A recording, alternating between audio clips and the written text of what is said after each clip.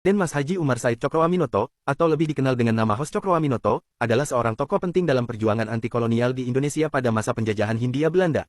Ia lahir pada tanggal 16 Agustus tahun 1882 di Ponorogo, Jawa Timur, yang pada saat itu masih merupakan wilayah Hindia Belanda.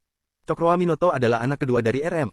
Cokroamiseno dan merupakan keturunan langsung dari Kiai Ageng Hasan Besari dari Pondok Pesantren Tegalsari Ponorogo. Ayahnya menjabat sebagai Wedana Kleco, Magetan, sedangkan kakeknya, R.M.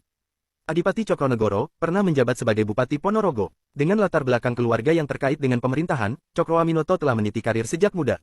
Ia memulai karirnya sebagai juru tulis Patih di Ngawi setelah lulus dari Sekolah Opleiding School for Inland C. Ambetenaren Osvia. Namun, pada tahun 1906, Cokroaminoto pindah dan menetap di Surabaya, di mana ia bekerja sebagai juru tulis di firma Inggris Coy & Co. Periode ini menjadi titik awal yang krusial dalam perkembangan karir politiknya sebagai tokoh penting pergerakan anti-kolonial. Cokroaminoto juga melanjutkan pendidikannya di Sekolah Kejuruan Burgerlijk Evans School, BAS jurusan Teknik Mesin.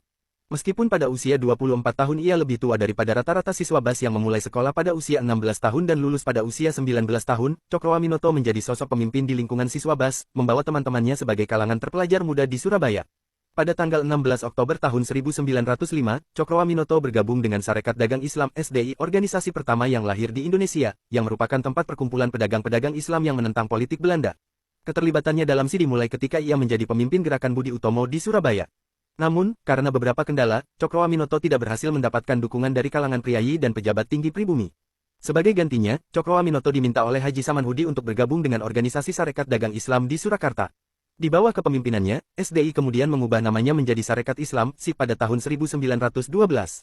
Tujuan perubahan nama ini adalah agar organisasi tidak hanya berfokus pada kegiatan ekonomi, tetapi juga terlibat dalam bidang politik.